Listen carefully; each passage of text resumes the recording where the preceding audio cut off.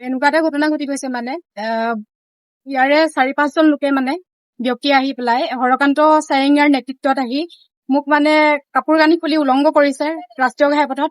আৰু সেই ৰাষ্ট্ৰীয় ঘাইপথত সেই ঘটনাটো ঘটি থকাৰ সময়ত মানে বহু লোক গাড়ীৰে পাৰ হৈ গৈছে। সেই সকলোখিনিয়ে মানে মোৰ ভিডিঅ' কৰিছে। এজনী মাইকী মানুহক ইমানখিনি যে অপদস্থ কৰিলে, তেওঁলোকে কি অধিকাৰত মোক এইখিনি কৰিলে। लोगोफोर दिनैनि जाथाया जाहैदों लखिमपुर डिस्ट्रिक्टआव जानाय जाथाय आरोना माने सरकारि जायगायाव माने हटेल खुलिदोंमोन आरोना सासे आइजोआ दा बेखौ नोंथांमोना थाम्बनेलाव बुनाय होनाय नुखादों आरो इन्ट्र'आव नुखादों। मानो होनोबा मानो बुदों नोंथांमोना भिडिअखौ फुल नायजोबबा मिन्थिनानै मोनगोन आरोना। बे आइजोखौ गस्ला बिसि बिसि बुदों आरोना बे आइजोखौ। नोंथांमोना भिडिअखौ फुल नायलां आरो अबे डिस्ट्रिक्टनिफ्राय नायो कमेन्ट खालामनानै खिथाबानो जाबाय आरोना। नोंथांमोना कमेन्ट खालामनानै खिथाहरबानो जाबाय अबे डिस्ट्रिक्टनिफ्राय नायो। सरकारनि हा गोलैयो होन्दों माने बे जायगायाव मोनसे हटेल खुलिदोंमोन आरोना फिसा हटेल बिदिनो साहा मोनगोन जानाय लोंनायनि मोनगोन आरोना बेफोरबायदि हटेल खुलिदोंमोन। दा बेखौ सानैसो मानसि फैनानै बेखौ बुनाय क्लिप नोंथांमोननो आङो देखायाखैबो जानो हागौ, ससे देखायदोंबो जानो हागौ। जिखुनु नोंथांमोना भिडिअखौ फुल नायलांबानो जाबाय आरो कमेन्ट खालामनानै खिथाहरलाय नोंथांमोना अबे डिस्ट्रिक्टनिफ्राय नायो। बिदिबा फार्स्टआवनो नैबे भिडिअखौ फुल नायनानै लाग्रो। बे आइजोआ मानि थाखाय बुजादों, दा बुजानानै आइजोआ एखेबारे हालोदानो गैया आरोना, माने गाज्रि अबस्था बुजानानै। जिखुनु नोंथांमोना भिडिअखौ नायनानै लाग्रो। এনেকুৱা এটা ঘটনা ঘটি গৈছে মানে ইয়াৰে 4-5জন লোকে মানে ব্যক্তি আহি পেলাই হৰকান্ত চাৰেঙীয়াৰ নেতৃত্বত আহি মোক মানে কাপোৰ কানি খুলি উলংঘ কৰিছে ৰাষ্ট্ৰীয় ঘাইপথত। আৰু সেই ৰাষ্ট্ৰীয় ঘাইপথত সেই ঘটনাটো ঘটি থকাৰ সময়ত মানে বহু লোক গাড়ীৰে পাৰ হৈ গৈছে। সেই সকলোখিনিয়ে মানে মোৰ ভিডিঅ' কৰিছে। ভিডিঅ' কৰি পেলাই হয়তো সেইটো ছচিয়েল মিডিয়াত এৰি দিছে প্ৰায়খিনিয়ে।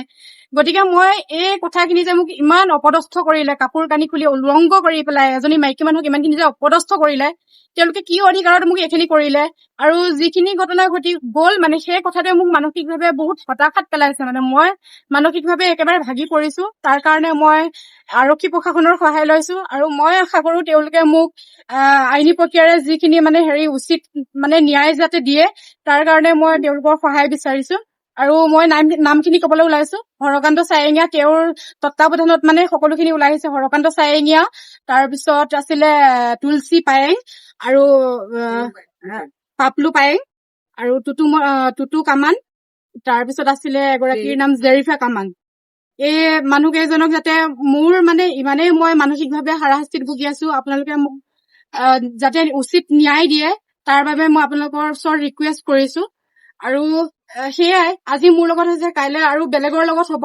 ইমানখিনি ক'ত অধিকাৰ পালে যে এজনী নাৰীক মানে এনেদৰে অশ্লীলভাৱে তেওঁলোকে মোক গালি গালাজ কৰাৰ উপৰিও মানে কাপোৰ কানি খুলি মোক উলংঘ কৰি পেলাই হত্যা কৰাৰ মানে চেষ্টা কৰিছিলে। তেওঁলোকে হত্যা কৰাৰ চেষ্টা কৰিছিলে। গতিকে এইখিনিয়ে কথা, মোক মানে উচিত যাতে ন্যায় দিয়ে।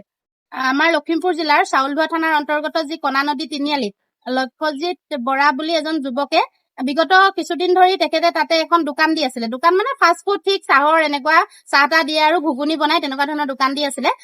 তাতে মানে তেখেতে দোকানখন যিহেতু তেওঁৰ অলপ জৰাজীৰ্ণ হৈছিলে, গতিকে তেখেতে তাৰ পিছফালে, যিহেতু মাটিটো চৰকাৰী মাটি দেই, তাত সেই মাটিটো কাৰো দখলত নাই বা মাটিটো কাৰো নহয়, তাতে দোকানখন তেওঁ দিবলৈ যাওঁতে মানে আৰু বাঁহৰ দুটামান খুটি পুতি অকনমান দোকানখন ভাল কৰি মেৰামতি কৰিবলৈ লওঁতে কালি কি কৰিলে, ওচৰৰে কণা নদীৰ মানে ওচৰ পাজৰ কেইজনমান, এজন আমি বিশেষ জনপ্ৰতিনিধি বুলিও জানিছো আৰু এজনে কিবা CSP এটা চলাই বোলে জানিছো। তেখেতলোক খুব মানে সমাজত পৰিচিত ব্যক্তি আৰু তেখেতলোকৰ নেতৃত্বত কেইগৰাকীমান মহিলাই আহি কোনো কথা নাই বতৰা নাই দোকানখন ভাঙিছে বাৰু সেইটো প্ৰশাসনে বিচাৰ কৰিব, প্ৰশাসনৰ আওতাত আছে। সেইটো আমাৰ চাৰ্কুল অফিচাৰে কব যে মাটিটো কাৰ কোনে লব, সেইটো আমাৰ কথা কব লগা নাই। কিন্তু লক্ষ্যজিৎ বৰাৰ পত্নীক তেওঁলোকে ৰাজহুৱা স্থানত, এই আমাৰ 15 নং ৰাষ্ট্ৰীয় ঘাইপথৰ কিনাৰত কাষত তেখেতলোকে সম্পূৰ্ণ দিনৰ পোহৰত প্ৰায় 2:30টাৰ পৰা 3টাৰ ভিতৰত কাপোৰ কানি খুলি সম্পূৰ্ণ উলংঘ কৰি দিলে। আৰু এই কাজিয়াৰ সূত্ৰপাত হৈছে কিন্তু দোকানখনৰ পৰা। আমি সেইটো কবলৈ নাযাওঁ, যদি দোকানখনৰ মাটিটো লক্ষ্যজিৎ বৰাই নেপায়ো, তাৰ কাৰণে যদি লক্ষ্যজিৎ বৰাই দুৰ্নীতি কৰিছে তেওঁ জেললৈও যাওক, আমাৰ কব লগা তাত কথা নাই।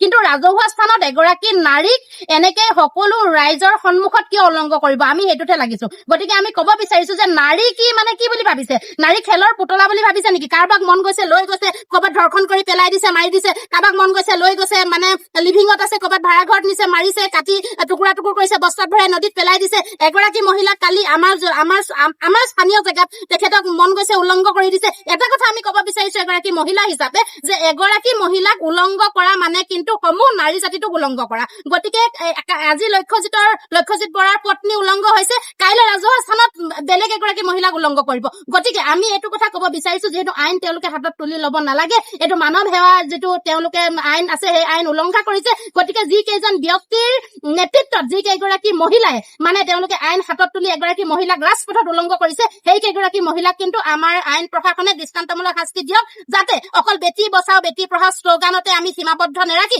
এগৰাকী নাৰীক সন্মান কৰিবলৈ শিকিব লাগিব। আৰু নাৰীৰ অবিহনে যে এখন সমাজ কেনেকে পৰিচালিত হ'ব আমাৰ সকলোৱে জানে। গতিকে মহিলাগৰাকী যিগৰাকী মহিলাৰ ওপৰত এইটো কালি অমানৱীয় ঘটনা বুলি ক'ব লাগিব, পশুসুলভ ঘটনা বুলি ক'ব লাগিব।